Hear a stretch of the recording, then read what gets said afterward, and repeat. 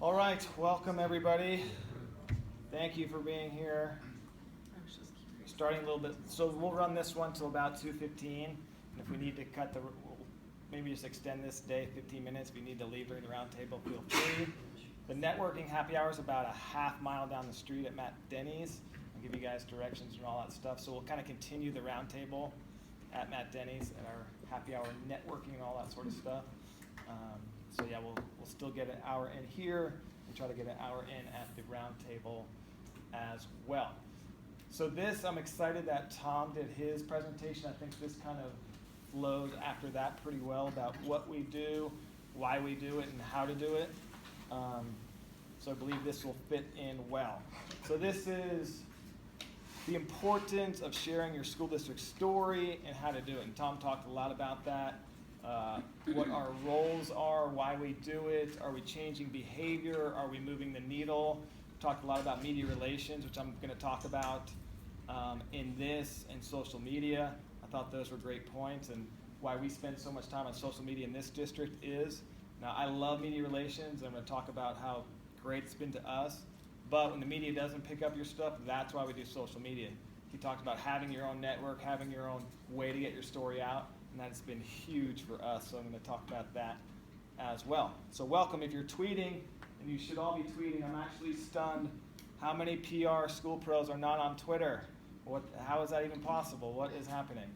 But that is our hashtag for today, so feel free to use it. So about me, public information officer, and I do consider myself the district storyteller. So who's going to tell your district story? That is me. Before being a PIO in Arcadia, I've been here about 4 years. I was in TV news for a good 15 years. That's me wearing a lot of makeup way too early in the morning with way too many police behind me. And there's a young teen that just got in a car accident right over my shoulder. So that was depressing. Loved it for years, but finding school PR was the greatest thing ever, because all those skills as a journalist have definitely transferred over to being a storyteller, because that's what I did in journalism. That's what I do now for the school district. So my background is in journalism. I have a BA in journalism, and then I have a master's in communications, new media, and marketing. I am the proud co-chair of the CalSPRA Southern California region, and I also teach a class at Citrus College. I taught 1 year ago at Cal Poly San Luis Obispo. So there's my Twitter. You should all be also following CalSPRA. There's the hashtag, and I'm going to refer to a few social media strategies and stuff like that. I've written blogs about them, so if you want to go back to reference, they're on my blog, ryanpr.blogspot.com. So why we are here? We all work in education. We love, we probably all do PR for oil companies and Coca-Cola, but it feels better to do it for education because we're making an impact, we're helping the world. And we're all the communicators. We're all in this room because we do the communication of the education. And one thing kind of Tom alluded to that we all need to be doing a better job of, myself included, is advocating for public education. There's not enough of it. We're under the gun more than ever. There's so much scrutiny. Everyone thinks they can just build a charter school and they're all going to flock to them. Public education is failing. We have online schools. Parents are opting to homeschool. So we need to advocate for public education and let our communities know and the world at large that public education is absolutely working. We have a ton of success stories, but if we don't get them out there, how does the public know that public education is working? So they're not hearing anything from some communities, so it's not working. But most of us, we're getting our stories out there, so our communities are very happy with public education, but we need to continue to advocate. So when we do these stories in your districts, and now last 6 months or a year or so, I'm starting to implement this, is letting it know that this is a public education story. This is not just an Arcadia Unified School District story. This is a story of success from public education. So we all need to do that. And I just discovered a really cool hashtag that's kind of taking off, which I encourage you to use. Love public education. That's the hashtag. So you're all on Twitter, so use that hashtag when you're talking about all these great stories. So if you're not telling your story, who is? Here's the pop quiz time, and this is what we don't want to see. So if you're not telling it, it's either nobody's telling it, disgruntled parents, staff, community, those fun social media rumors that take off, the new buzzword of the last year, alternative facts. Media, they will always cover the ABCs, right? Anything controversial, bad news, and catastrophe, or all of the above. And we give you an alternative option. Obviously, you guys all know this, I'm preaching to the choir, but we all need to be telling our stories. And this becomes hard when we're in a district where we're reacting a lot to crisis, so we can't get the positives out there. But that's why having that plan of what we want to accomplish at the beginning of the year is so important, because you're going to have 2 weeks where you're not doing anything except responding to crisis A, crisis B. So having that plan to do these positive, proactive stories is key. So why do we do this? Tom talked a lot about this. Why do we tell our district story?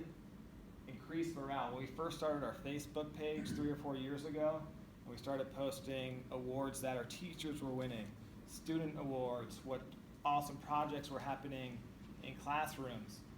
One teacher would say to the other, hey, I saw you on Facebook, that's really cool. That teacher's like, oh my God, you saw me on Facebook. The morale increased a lot by telling our district story, sharing it internally and through social media.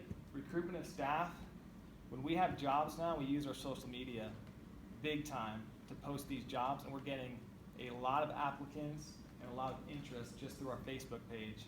When we post, I'll show an example coming up, but it's been very powerful.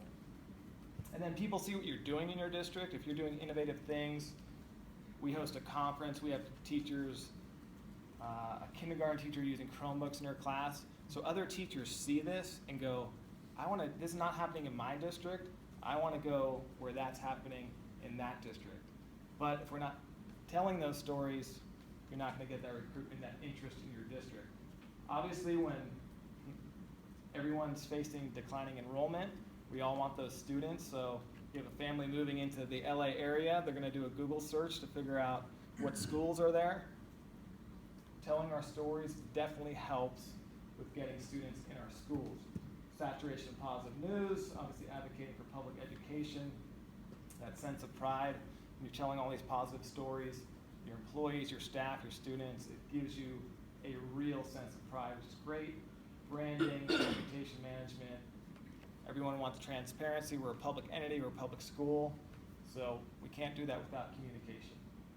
So many reasons to be telling our stories. Community wants to know, why should we support you? Why should we support the district? Even from our own districts, they are getting hands from the PTA, the booster clubs, our education foundation. So they're getting asked from every group possible. We're kind of competing against ourselves, right? Because of all these groups saying, we need some money, we need more money. So we need to tell them and explain to them why we need their support. We need to tell them how poor the budget is in California, that we're bottom 5 in the United States for funding. We need to explain that to them, and this is why we need their help. 2012, before I got here, we passed a partial tax coming off 2008, the recession, the economy was terrible. So we went out to the community. They realized, tough times, we need to help our public schools. We're lucky in Arcadia, people move here for the education. We have a lot of community support.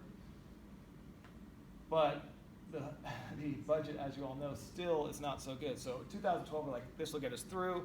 By the time this is done, budget will be back, and we'll be able to go on with life. Budget still is terrible, so we had to go back out last year and go for another partial tax. When I got here 4 years ago, people, what's the big communication plan? My basic plan was, if we need to go out for another partial tax or a bond measure, we need our community to support this. Why are they going to support a partial tax, giving you more money, taxing themselves if they don't know what's going on in your schools? But if you tell them these are the great things, this is why you should support it, that is going to help tenfold to pass those parcel taxes and bond measures. When you're talking to your superintendent or your board, we need another communications position. We should be hiring a PIO. Ask them who's going, when they say, we don't have it in the budget, we need to hire a teacher with that. When we go out for a parcel tax or a bond measure, who's gonna lead that effort? Who's gonna tell the story? You can't start a campaign 2 months out after you put something on the ballot and expect your community to respond. These need to be 3 and 4 years out of just a saturation of positive news. So people say, I mean, a lot of districts, I was just talking to somebody, how many districts have PIOs? It might be 40, 50%. But when you explain that the communications person in the district was responsible or really helped lead the plan to pass a parcel tax worth $77 million, that's pretty easy to justify the salary of that person when they're helping bring in millions of dollars to the parcel tax, the bond measures. So this is kind of what we like to explain, and Tom was talking about how he wants to get more communications professionals in school districts throughout California and the country. But I always use this, and I'm not by any means solely responsible for passing parcel tax, but I definitely led our campaign when it happened. But 3 years leading up to it, I'm saturating our community with, these are the great things happening in our classrooms, these are our awesome teachers, these are our awesome administrators, this is how good our board is, and this is what we did with your last bond measure money. So we're good stewards of your money. So this is huge and always an argument that we like to use as far as why we're investing in communications, why the communications department needs a budget, and all that sort of stuff. George Koros, he's a big education guy, huge following of teachers. We had him at our Arcadia Innovation Summit last year, and he's a teacher, and his big thing is in the classroom and education curriculum, but he knows how important communications is. And his point, his quote from that, which I loved, was we need to make the positives so loud that the negatives are almost impossible to hear. We're all going to get those crisis situations when this person does something they're not supposed to with that person.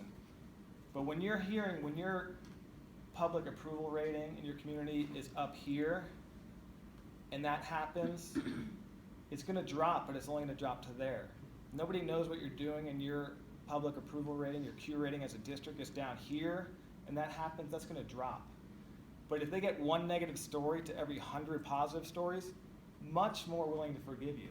But if all they see is the negatives, that's all they have to go on. So you act as the counterbalance with all these positive stories, putting them out there. Make the positives so loud. If you get a negative story, we're all going to get them. Way less of a big deal. They're going to give you the benefit of the doubt much quicker. So how do we do this? How do we get our story out? How do we reach our community? How do we share our stories? So I'm known as the social media guy around the district. We get everyone on Twitter, Facebook. We're always putting stuff out there. I do a digital communications internship, so I'm all about digital tech. But old school, traditional communication means are still just as valuable today as they were 30 years ago. The old school traditional stuff, newsletters, email blasts, paper flyers, even your websites, school marquees, are still very crucial, especially for our main demographic, which is our immediate community. So sending newsletters home, the paper flyers and stuff like that, we still need to do that. We don't ditch that. I talked to our ASB a couple years ago. They were promoting homecoming. They were just on social media. They have a Facebook, they have an Instagram. They're super cool. They're on Snapchat. We're just going to publicize homecoming on social media. How was the turnout to homecoming? The worst they had in like a decade. Not everyone's still on social media. I love social media, but not everyone's still there. So they have a rally court in the high school where 3,000 kids are walking through every day. A paper flyer on a post is way more effective than a social media post. So we still need to do this stuff. Very important. Facebook uses old school marketing. Think about that. The most digitally advanced company with the biggest following in the world uses old school marketing. This was on the 210 about 6 months ago. A billboard is a large paper flyer. That's all it is. Nothing digital about it. You can't track analytics from it. You don't get any feedback. You can't say you got 18 shares and 19 likes. You know nothing about it. But Facebook knows that they're targeting people that are not on social media. They have a huge following, but they want more. So they basically put up a big flyer on the 210 freeway. So if it's good enough for Facebook, it's good enough for us.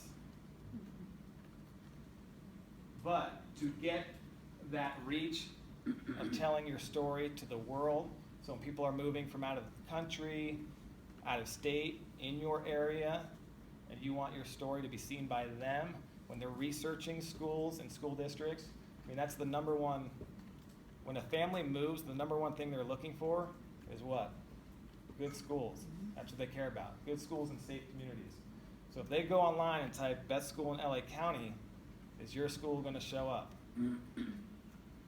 Digital communications helps this big time. Media relations and social media. This is how you reach the world. So community and everything, that's good with your email blast and all that, your newsletters. But when you want to get your reach out there, your search engine optimization, your SEO up there so you rank high in Google when they search good school districts in California, this is how you do it, media relations and social media. So this was at one of our, this is our public schools luncheon this year. So our kindergartners came in to entertain. This is where we had the firefighters there, the police, the mayor. We honor our teachers of the year, our profiles in excellence, and we have a big luncheon, probably 100 people there. So they told me, hey, we're gonna have a group of kindergartners there doing a Justin Timberlake song, super cute. So I'm like, oh, this would be great for social media. Then they're doing it, and everyone's like, oh my God, these most adorable kindergartners I've ever seen in my life. So instead of just putting it on our social media, I sent it to our local news media. So not only do they air it on their stations, but then when they put it on their social media as well, you're talking about your reach just compounding super fast. So this is Fox 11's one post of our video that I just sent them. Do whatever you want with it. 200,000 views, 1,800 shares. We're a community of 50,000 people in our entire city. We have 10,000 students. This reach in one post, 200,000 people. The ABC Morning Show, another 100,000 people. The Twitter reach. But they're not coming to our public schools luncheon, are they? Absolutely not. We invite them, they're not there. So what do we have to do? We have to tell them what we're doing. Send it to them, make it very easy and very simple. So that's the part where, 10 years ago when journalism had bigger budgets and newspaper had certain reporters that they made beat calls, that's what they called it. So they would call the local school district, they would call the local fire department, they would call the police station and say, hey, what's going on today? They do not do that anymore. So we need to call them and we need to tell them. So, but something easy as that, I shot it on my iPhone on a tripod just like this, and that made all of these networks and reach. And the other thing I did, I'll tell you after we play this, if it plays.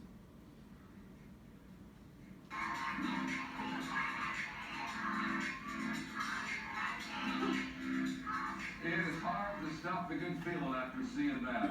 Kindergartners from Holly Avenue Elementary in Arcadia sang and danced to Justin Timberlake's Can't Stop the Feeling.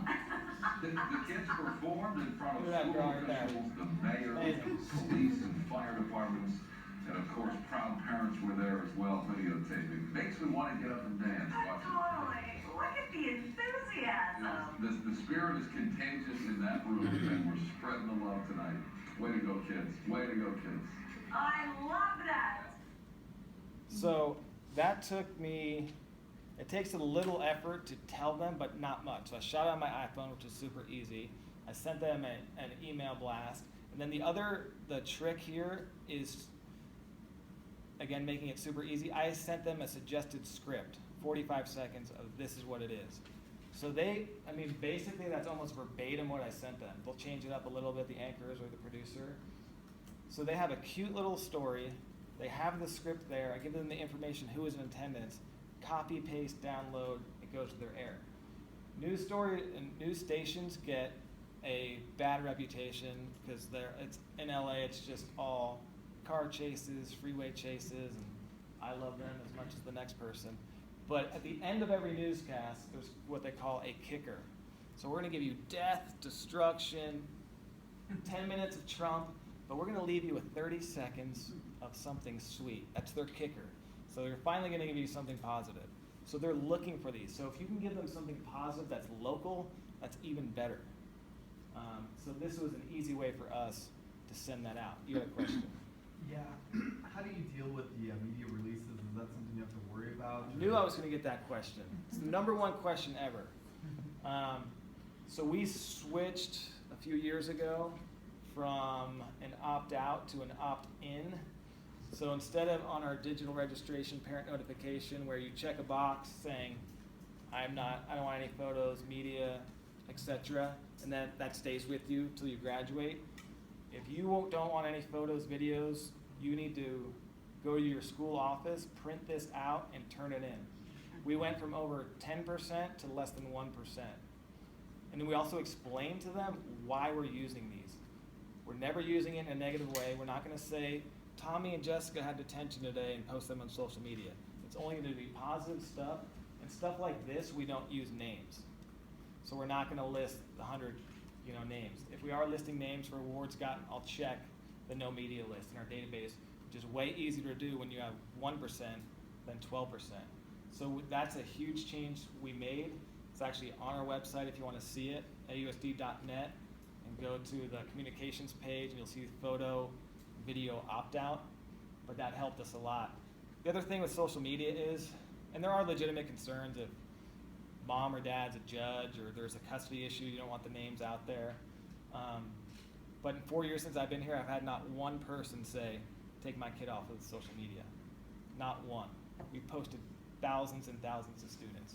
So it's a fear and it's a worry, and it is legitimate because there is those 1 or 2 cases in the world that actually happen. But if somebody wanted me to take it down, I'd take it down. And now that we do the opt-in, it's way easier to track it. So this story, according to our analytics, reached easily over 1 million people. So again, our district has 10,000 students, probably 2,000 staff. To reach 1 million people with an hour's worth of work is well worth it. Arcadia High School graduation. How many high schools graduated, had a graduation in the country this year? Thousands, hundreds of thousands. How many were on 3 different local TV stations? We were. Not many others were. Why? Because A, I told them about it, and B, I gave them a storyline. I gave them a good story. So with our Arcadia High School class, for the 2nd straight year, we have at least 1 student going to every Ivy League school. So that's pretty impressive. So that's what makes it different. So if you have something interesting, let them know, and they will likely cover it. So we had, I'll show you a couple of these.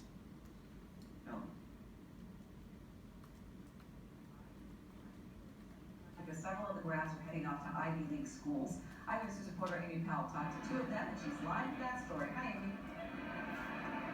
Hey, Ellen. Well, it really is pretty amazing, and we're getting ready for the start of graduation ceremonies here. But just to give you an example, they have 3 students heading to Harvard, 4 to Yale, 7 to Cornell, and the list goes on and on. These students are well-rounded, but they're also really smart. And tonight, they're celebrating together. Simone Chu and Stanley Yu, 2 of the graduating students who contributed to an extraordinary achievement. Arcadia High has at least 1 student heading to every Ivy League university in the country. I think that's what we call Arcadian excellence. We have a lot of kids who are really motivated and they know what they want to do with their lives. I feel really, really proud of my classmates. I'm really happy to hear that. Coming from Arcadia, there's always been a tradition of excellence. Simone, one of 64 salutatorians in her class, will be heading across the country to Harvard. Her future goal, to become a journalist. I try not to think about it too much. Like, I just did activities and things that mattered to me and tried to do well in school. Class valedictorian Stanley will be attending Columbia University in the fall. He's a straight A student with a 4.0 GPA. He's proud of his fellow students accepted by Ivy League schools, but he says that's not what is most important. So we should also remember that, Ivy Leagues aren't everything. Going to Ivy League doesn't mean you'll automatically be successful. It's about what you do at your college. Back here live, 883 students graduating tonight. Such a buzz in the air. They're so excited. The ceremonies get underway at 6:30 p.m. And also, I should tell you, Stanley told me he's going to be interning at NASA this summer, and he may be going into astrophysics as a career. He's not sure, but that's what he's thinking about. No matter what, we get the feeling all these kids are going to do very well. Reporting live in Arcadia. These are two shorter stories, but you'll notice the theme here. Arcadia High School's class of 2017 is sending some pretty impressive graduates off to college.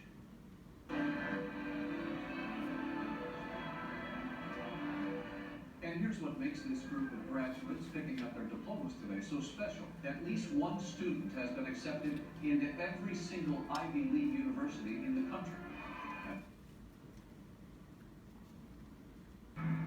An impressive academic feat for Arcadia High School. For the second year in a row now, the graduating class there has at least one student accepted into every Ivy League university. So you notice the theme there? Do you think the news stations researched our graduating class and figured that out? No, we told them. We gave them an awesome storyline.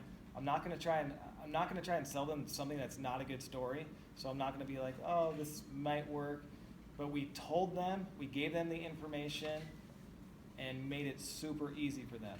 So if I'm a reporter in a newsroom, I'm getting inundated with, please do this story, please do this story, a PR firm sending me this. But if I'm getting something where it's written out bullet points of here's some background information, here's a couple headlines you can use, I'm going to do that story because I got in at 3 o'clock and I'm expected to be out in the field at 4 o'clock. So I don't have time to do all that. So if I give them that information, they trust me and it's accurate, I am going to do that story with where I have 80% of the information done and the story told, as opposed to there's this crazy thing that happened in Ontario, you should look into it, or this is cool, it's happening. So the key is making it easy and simple for them. And with this, I didn't have to do it with this because they all sent photographers, but I would have sent them a minute and a half of video from it and give them that suggested script and be like, here's a minute of video. Would I have sent them the whole graduation ceremony, which is super tempting because it was live streamed, it was on our YouTube? No, because they have to sit through 2 hours of graduation, which they don't want to do. They want 40 seconds of video, no fancy edits. They just want straight cuts, shot sequences, simple and straight to the point. Some people will send them like star effect, fade, and stuff like that. Do you ever see that in a newscast? No, so send them what they use and how they use it. You were a former news reporter. Anything to add to that? You nailed it. Yeah, and not bearing the lead is a huge thing too. I used to get a ton of press releases, and then somebody would give me a call like to follow up. Hey, did you get that press release? And then they'd mention like, this raised $1 million last year. Why didn't you put that in the first thing of the headline? Like, this raised $1 million. Like, that's what needs to go first, because we all have short attention spans. We're not getting to the bottom of the press release, or we're not going to go to, oh, here's more information on the website. I'm not clicking on the website. If it's not in that first paragraph and I don't think it's a good story right away, I'm not going to do the research. You have a question? How did you make sure that your principal and your administration are letting you know that there are these, you had That's a good question. And so they're not telling you 3 days later. Right. And that's later. that's the argument for having some districts use PR firms, but since I'm in-house and they know how we operate now, they know they need to tell me good stories. You've gotten them trained. Absolutely. I'm going to talk about that in a minute, the culture shift. And we do a presentation for our school board. Our principal, Dr. Forsey, does at the end of the year, giving a snapshot of the graduating class. So did we used to track how many students went to Ivy Leagues? No. but I know that's a super cool thing to track. In this story, Simone, in one of the stories, she goes, I didn't even know we tracked that. We didn't track that, but it's such a cool thing that kind of stands out, such a great headline. Why not give them that? Yes. To help with that, we do a senior exit survey. They don't get their cap and gown until they finish the survey.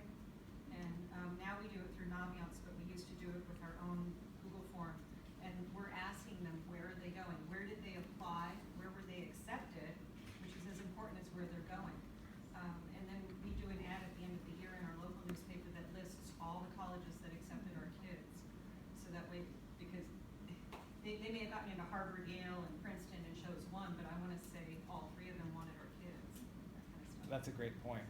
And that's what our high school does, and that's that kind of intercommunication piece that Tom was talking about.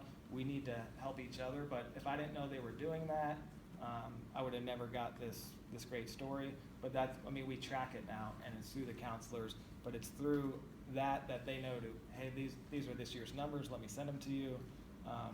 So tracking it is important, but I can't track this stuff, but the counselors have the information or can gather it, so it's having that open communication with them. By the way, if you have any kids that are going to these super schools or they're getting the full ride to Harvard or Stanford, let me know. That's an amazing story. And this is public education. We're sending 20 kids to the Ivy Leagues. That's advocating for public education. I didn't see any stories about private schools sending their kids to Ivy Leagues. Are they doing it? Absolutely they are, but they're not communicating it. So this is where your role is so vital, our roles are so vital, is telling these stories about how amazing public education is. This is a public high school sending year after year probably 20 kids to the Ivy Leagues. Sometimes you also need to remind your school staff, your counselors, that this is their moment to celebrate. They got their kids there. This is what they did to get there. This is their hard work in tandem with the kids doing their stuff. And once they remember that, yeah, we might be crazy and going nuts with the end of the school year and graduations and this and that, and they stop and they go, yeah, this is what we do this for.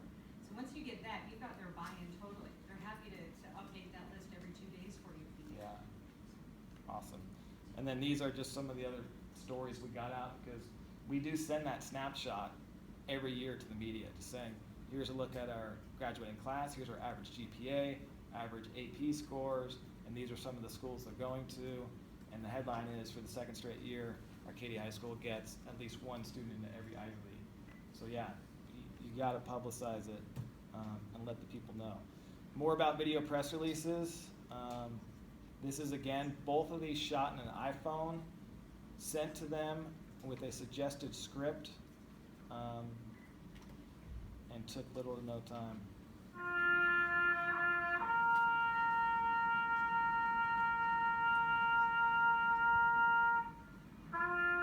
And this is a reminder of why we are commemorating Memorial Day. Last night, an Arcadia High School student volunteered to play taps at the Field of Honor at Arcadia County Park. More than 1,000 American flags line the park to honor the men and women serving our nation. The memorial was created by Arcadia's Rotary Club and will be on display through Monday. Timeout 507. So how many Field of Honors are in different communities?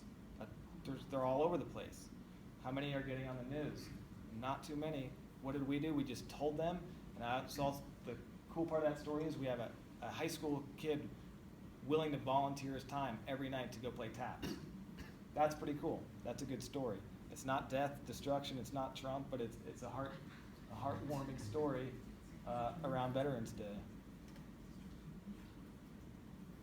Students with the Arcadia High School Pops Band have some special guests at their concert tonight.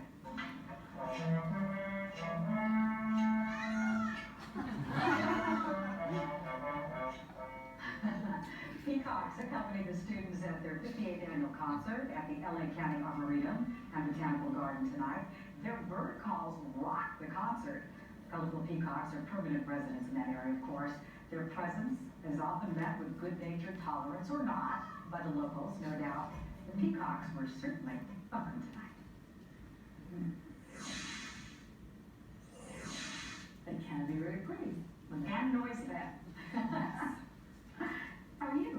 Pretty though, right? They're beautiful, yeah. Put your ears. Yeah. So Students with that's the big debate in Arcadia. Are they pretty or are they annoying as heck? So everyone in Arcadia is like, we've been doing this concert at the Arboretum for years and years and years.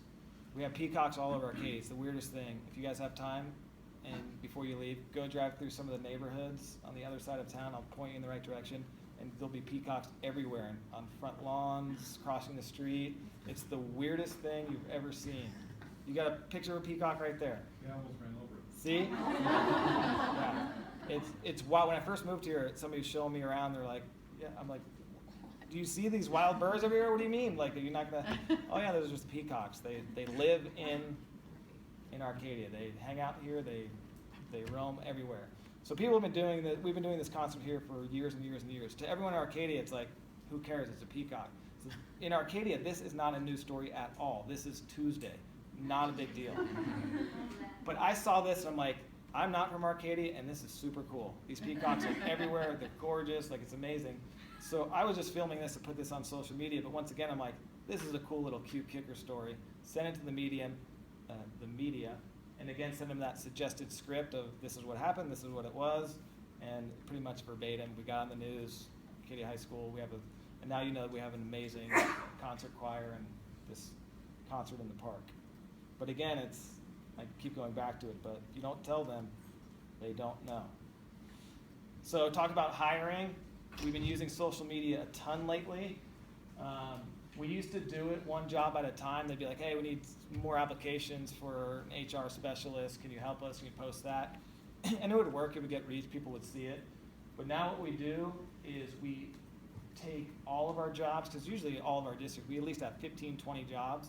So when we do a Facebook post saying we have, we're hiring, we have 20 job openings, people are tagging their friends left and right in the comments. They're sharing it, and it takes off huge.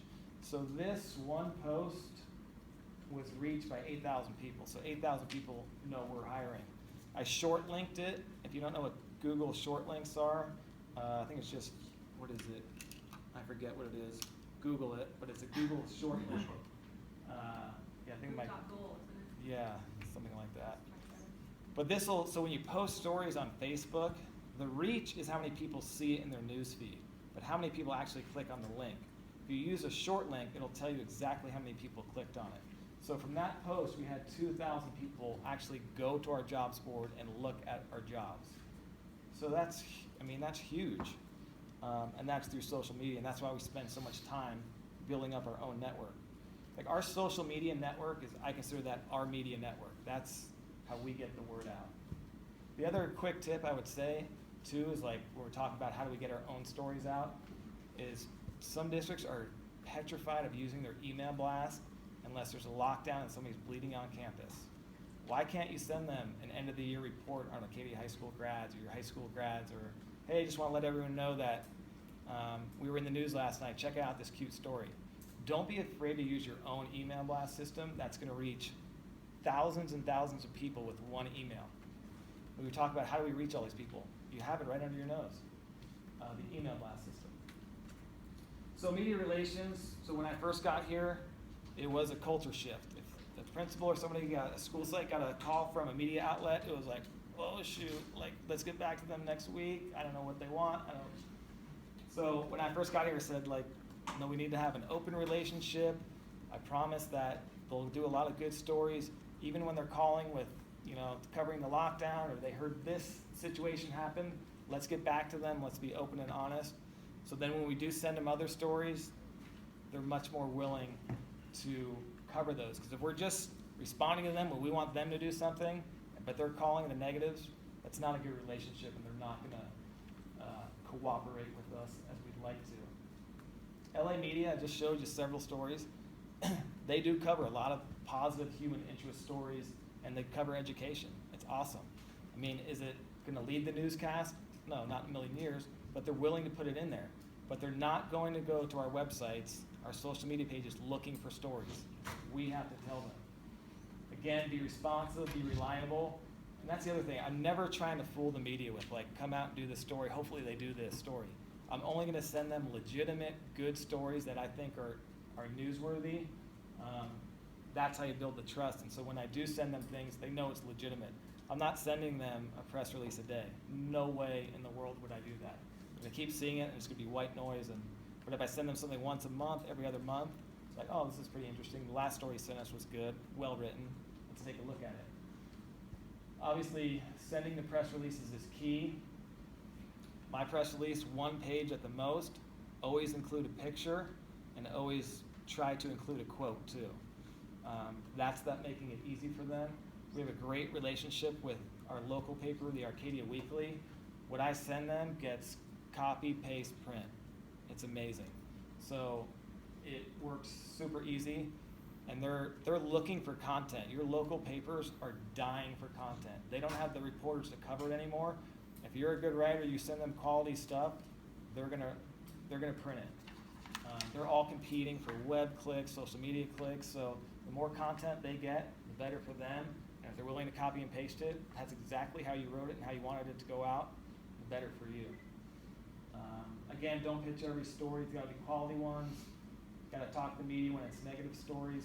And even when it is negative story, it's way better to say, look, we know about it, we're working on it, than to avoid it and they go on air saying, we couldn't get a hold of them.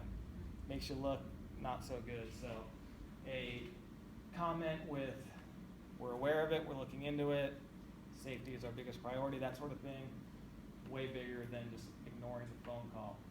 And the other thing I've been doing since I got here is building my media list. Every time somebody comes here for a lockdown, or somebody touched somebody that they shouldn't have, or something like that, here's my card, and do you have a card? I can, email you, and by the way, we're working on this story for next month in case you're interested. So even when they're here for negative stuff, I'm always trying to build a relationship, get their contact, and then we may have a good story to send them in a few months. Kind of talked about all this stuff, make it easy. And then, so a lot of us are one-man shops, 1.5-man shops, we're doing all this stuff. What I've done, and I'm super fortunate in this district, is to get help. So now our principals know if they have a good story to send it to Ryan, send it to us. We also taught them social media, so all of our principals are on Twitter. So they're actually sending out stories from their own campuses, and we see that on Twitter, then we'll put it on our Facebook. If it's maybe a news media story, then we get it that way. So taking the time to do a Twitter workshop at the beginning of the year to get all your principals and your staff and your directors that would know of those good stories, it pays off tenfold. I haven't had a Twitter workshop in 3 years. I did 4 or 5 that first year with different staff and principals and board members. Now it pays off huge because they're doing it for me. I have so much help, it's remarkable. They're sending out tweets every day. Our teachers are on Twitter. Our maintenance team is on Twitter. You'd be like, what was your maintenance department doing on Twitter?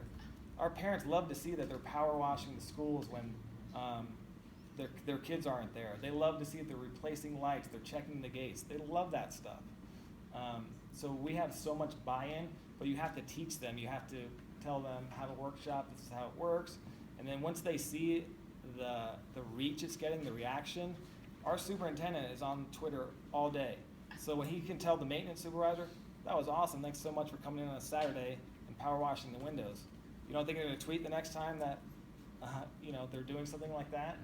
And so we always follow them, and then even if they have 8 followers, we have 2,000 on the district, so when we retweet them, their reach is enormous. Do you have your Facebook and Twitter accounts linked? Yes, So if you're posting on Twitter, it's going to Facebook automatically, or vice versa? the other way. But I do that, but it's not the most effective way to do it. So I'm posting a picture on Facebook, it's not gonna go to Twitter. But if you're a one-man shop and you're looking for efficiency, just link them. It's easy to do it. Google, how do I link my Facebook to Twitter? It'll save you time and it'll get out there. You'll start building your presence on both. So I do have them linked, but if it's something important, I'll do 2 separate posts. Are you doing separate Facebook accounts for every school? No, So you just have a district? a district one. That could be the next step, but some of our PTAs are starting to do that, and that sort of thing, but we found that having the district one and getting everyone to that first was important because we want to spread, we're one district, we're not 19 different schools. That's how we kind of try and look at ourselves. The word of advice is to make sure your PTA actually is not taking the school's formal name for their pages. Yeah, well, the problem with Won't grab it back. the problem with the PTAs is the turnover. So one president will start it this year, right? And then they leave because their kid goes to middle school or they go to high school. Then the next PTA president, hey, let's start a Facebook page. Guess what? We have 19 from the past 19 years. So I always tell them, give the principal rights, so when the next PTA president comes in, we can just say, you already have 200, 300 people following you, don't start all over again. That's the problem with the PTAs, is that they start over every year and you're like, oh, I just lost 400 parents. So that makes it tricky. So I get a ton of help from principals, staff, teachers. It's amazing because they're all out there on social media. We taught them how to do it. Newsletters, email blasts. So each high school, they have a newsletter, a PTA newsletter. Make sure you subscribe to it or they're sending it to you because you'll pick a lot of stories from that. Student newspapers at your high schools especially, they're doing a lot of stories. A lot of them are positive. They have broadcast teams and they're doing stuff. Make sure you're following that because you can just pick and kind of copy and paste their stories as well. Create a Google form too if you want to do it. Story submission for our Facebook page. Just make it super easy. What's the story? Attach a picture. Who are you? Give me a brief summary of it. And you'll find parents and staff would love to submit to that. Where do you have that? We don't have. I don't have that because we don't need it, but I would do that if I needed it. I think I had that in my former district. And then interns. The greatest thing I've done since I've been here is create interns. There's three of them. There's three of them giggling back there. So talk about help. I created an internship program. I did a whole presentation of it at CalSPRA. I can send it to you. And this past year I had 40 interns working with me. So we can't get to every event, right? But we wanted to publicize the high school event, graduation, the sports, all that. So we train them on our process, our policy, how we do it, and you can actually take a night off because you have very capable interns that can go cover that event for you. I've given them, some of them, rights to our social media accounts, so not only do they take pictures, they can go home and upload it right to our district account. I'm home having a beverage, and it's amazing. But you do put a lot of time in. We have weekly meetings, we do workshops for them, we do field trips, and I call it an internship to give them that job experience. And so I put in a lot of time, but we get so much out of it because we have an army of students willing to, and they love doing this stuff. So one of your biggest resources is right under your nose. It's your students. Some of them are 3 times the photographer I'll ever be. Some are way better at video editing than me. So when you have students like that love that, they want some experience and some guidance, I would highly recommend creating an internship program. Another thing we do is we track our media stories. So when we're mentioned in the news, we have a separate web page on our district website that says AUSD in the news. This does 2 things. One, it makes us look really cool because we have a ton of stories in the news that are getting out there and they're all positive. Also, we talked about when parents are moving to your community and they're researching you, this improves your SEO. The more links you have for media stories, the higher you're going to rank in Google. So not only is it on abc7.com, but it's on this other website, ausd.net. Then you obviously have it as an easy file system, easy reference, and again, it looks very impressive. If I'm a parent moving into a community and I see all these positive stories about what's going on, I'm taking a second look at this district for sure. So when I first got here, and again, my background is journalism, so I know the power of the media and how much it can help get your story out. So that was a huge emphasis for my communications plan is we need to get media relations. So 2012, 2013, we probably had less than 10 stories out in the media. The next year, I worked my tail off. We tripled that to 31, getting more contacts, meeting with more people, seeing what they like, figuring out all these different blogs and whatnot, education related that are in our area and beyond.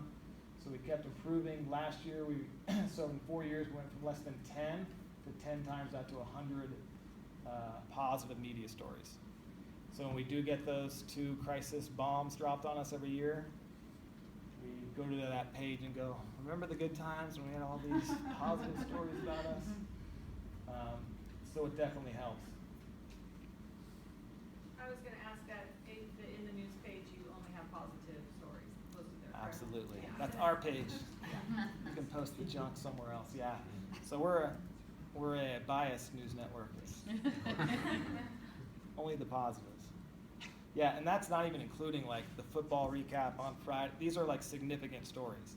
It's not the calendar. It's not every time we're mentioned. It's just the pretty substantial stories. So, almost 250 positive media stories in the last 4 years. So this is our superintendent. I am blessed because he is all about communication. Some of the ideas that I get credit for are actually his ideas. I'm super lucky. Some of you are shaking your heads going, God, dang it, I wish I had a superintendent like that. But he'll talk to the media. He'll give them time. He's willing to do it. And does the media always get it right? No. If anyone can figure out, besides Rachel in the back, who is his executive assistant, what is wrong with this slide, I'll give you bonus points. Yes. He probably wishes he was a little taller, but it's pronounced doll with a D.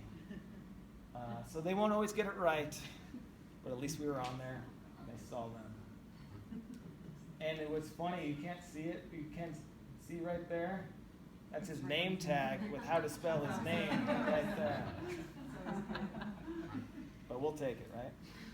So before I got here, we also, speaking of one of those crisis communication stories, we were basically the first school district in the country to have the Department of Justice intervene with a transgender case. Now, we didn't do anything wrong. We didn't know what to do. One of our students was going to a summer camp. It was kind of like, which cabin should they be in, male, female, should the parent be in there? So we're just trying to navigate what's best for everybody. We didn't take a strong stance. We just didn't know. This is new to us, and it's not on our district, not on our school grounds.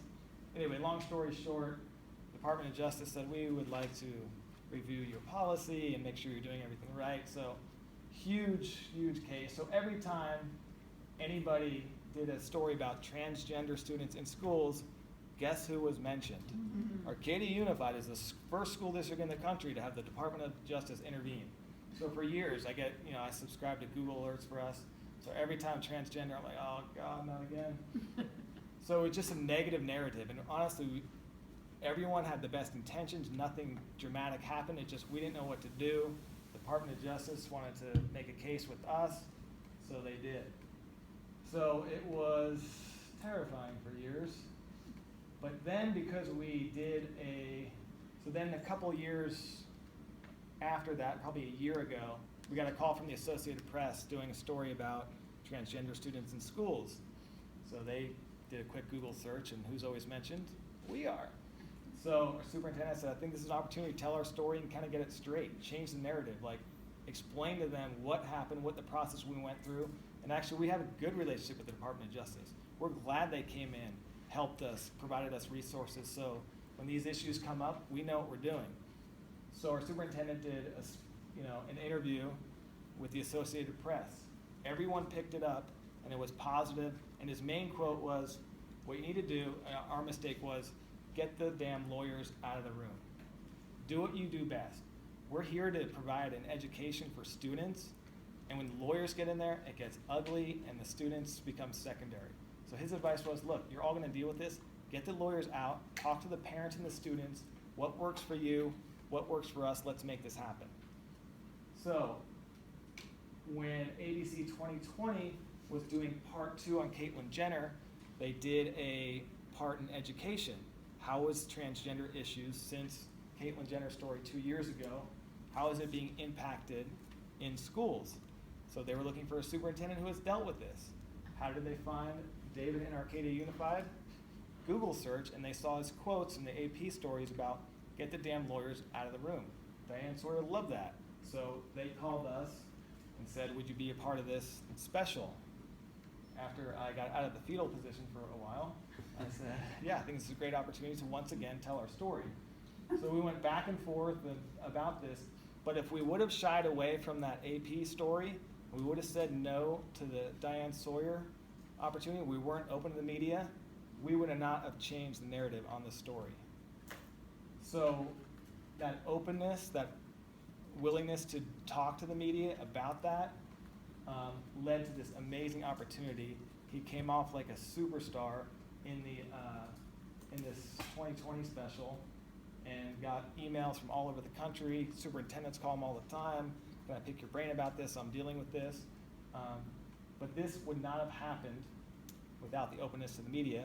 By the way, this is seen by 5 million people where Arcadia Unified looks like this amazing district that, and we are, but we got our story out there, how we deal with these issues. And you know, the reach on this is, you can put a price tag on this in 1 million years. So it took years off my life, but it was well worth it. And we did mock interviews and we did everything, and he was so well prepared. And there was one guy, part of it, that you know, he made the pronoun mistake and they ran with that. So it's one of those things where if you're going to do this, they could, you know, run your, you know, idiot mistake, but we were so prepared for it that he just knocked it out of the park, so it was amazing.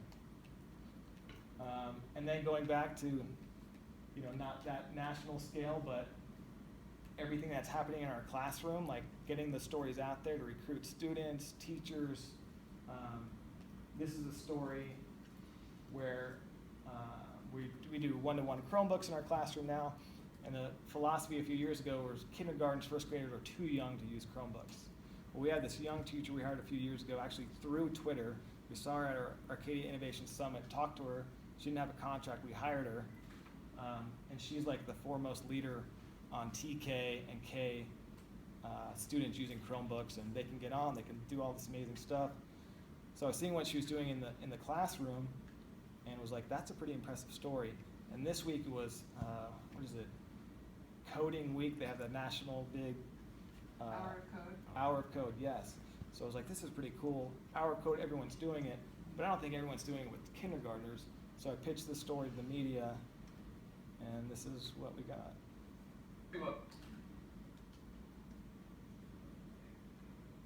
No kidding. As part of the Hour of Code global movement, these kindergartners are learning that the skills that could take them very far into the future.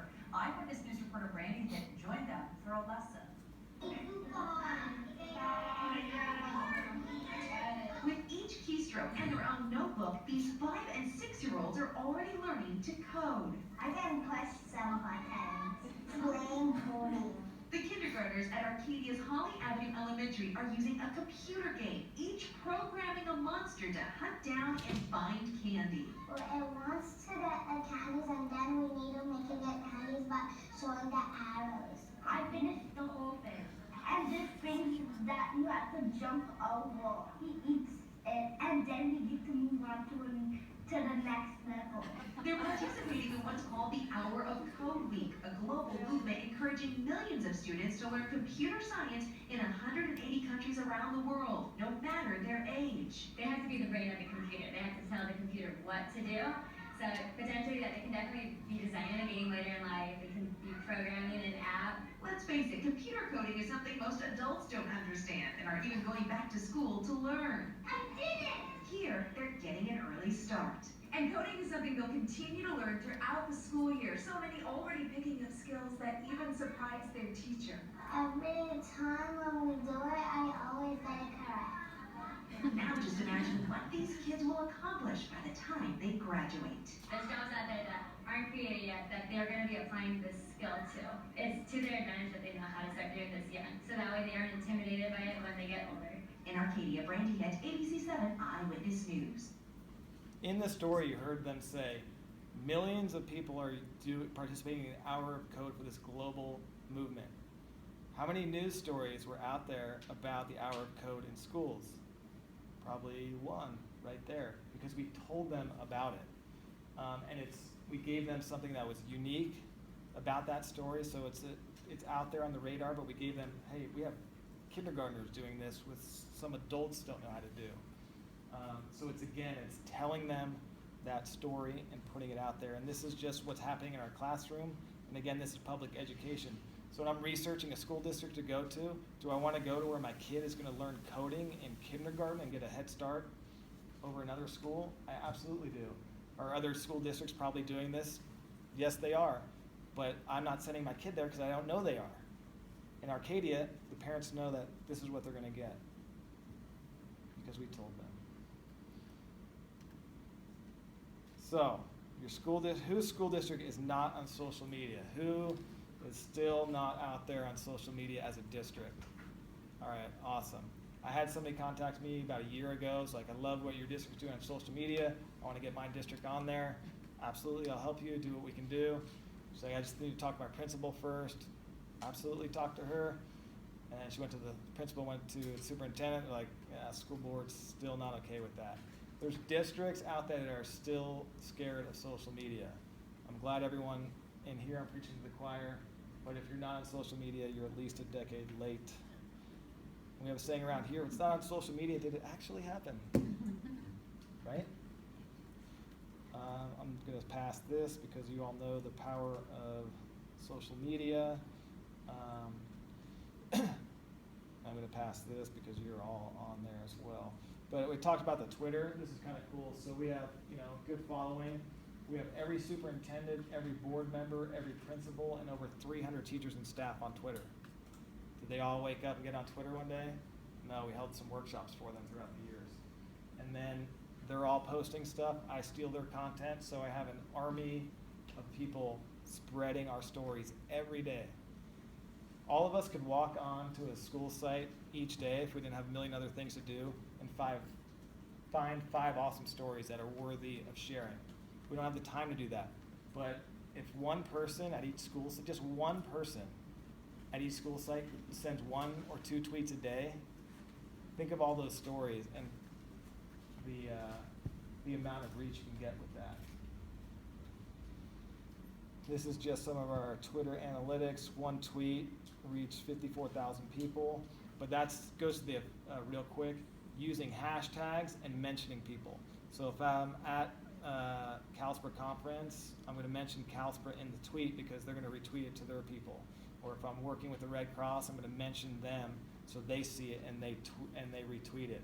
I'm going to use popular hashtags. If you're in LA, use My Day in LA. There's a reporter with the LA Times that has probably 50,000 followers. But if it's something cool in LA, a scenic picture or something happening at your school, you use that, she'll retweet it. So if your district has 7 followers, who cares? If she retweets it, it's going to her 50,000 followers. So that's kind of taking your Twitter to the next level. Social media hashtag campaigns, again, these are on my blog. But we started this 3 years ago, started slow, but now, talk about getting content providers. Our community, our parents are tweeting this stuff every first day of school for us at all the school sites. So I'm just sitting back and seeing all these tweets come in with the hashtag Arcadia First Day. It's amazing. They love to do it. I mean, what's the price of that right there? How adorable that is. In Arcadia, our brand is in there. This is actually a producer at ABC7. We sent this tweet out. They had the Reyes family had a student in each class at Arcadia High School. So hashtag campaigns are huge. Our Facebook following. This is why we spend so much time that when I first got here, the first few years especially, I'm at home every night finding content for social media. I'm tweeting, I'm trying to get all this content. Because if the news media doesn't pick it up, I now have an automatic audience that I can communicate with directly. So why is building social media important? Because you're building your reach. You rely on the media relations aspect a lot less. And Facebook is best because, as you guys know, it gives you the greatest analytics, tells you who's clicking, who's following, etc. This is a live broadcast we did with our marching band just preparing for the Rose Parade. Reached almost 70,000 people. And what's best about this, and why I'm just like dumbfounded that some school districts are still scared of social media, the comments and the community pride in this, I could read this all day. Class of 87, oh my God, I was in the band too. This is so amazing. And this is why some school districts are paranoid of social media, because they're like, what if somebody says Arcadia High sucks? It takes me 3 seconds to delete it, and I'll take 300 good comments to one idiot posting Arcadia High sucks. But again, you guys, I'm preaching to the choir. DCI, that's my digital communications internship. This is the best thing I've done to get help. And if you're thinking about starting an internship program, give me a call. I will walk you through it. I have the application templates and what we do, kind of our structure. It's amazing. It really helps. We actually won a CalSPRA award. I don't know how many students have been honored with a CalSPRA award, but they created a video that was amazing and actually won an award. I would play the video, but we're short on time. It is hilarious, though. So that is it. So again, education, and then our big thing is we got to start advocating for all public schools. We are under the gun. Any quick questions before we head to the round table? Yes. Talk to me about your media list. Like, you built your list and now you have, say you come up with a little good story. Do you pitch them individually or do you blast them? And are they used to you now so they know that what comes in from you is going to be good? Yeah, usually I'll send it to everybody. They don't really like when you play favorites. Not that they're paying attention that much. Like, if I send a story to ABC7, I don't think Fox 11's going to call and be like, hey, man, what the heck? But you just want to make it fair and be honest with them. And do you send individual one at a time oh, or do no. you BCC them? I BCC them. Yeah, I don't. My media list is pretty big now, so I don't. I mean, if it's something smaller and I know this is going to go to the weekly, I'll send it to him individually. But I'll send it out as a kind of a big blast. Rick? Your video press releases, is that separate from what you put on Twitter and Facebook? Completely separate? Or are they the same? It's a little bit different. I'll format it for them pretty specific. And then when I put it on Facebook, I'll make it a little more conversational, a little more of a tone. But I probably could just copy and paste what I sent in the press release on the Facebook page and it would be still pretty accurate and relevant and all that sort of stuff. So the point you're making is, even though we put videos, photos, and everything on our Facebook and Twitter every single day, once in a while you come up with something you really want to use in the media, you would create the video press release, and that's what you concentrate on, not everything you do every single day. Right, exactly. So once in a while I'll come across something, this is really good. This is bigger than just our social media. I think it's kind of cute, unique. I'll send that to the media. Instead of, and I'll post it later on our Facebook page. I'll kind of give them the opportunity, but they don't even care. They don't care that I also posted it on my Facebook and Twitter because they know they have a huge audience that hasn't seen it yet, so they'll post it as well. So about 30 seconds. Yeah, I would send a minute to be safe. A video.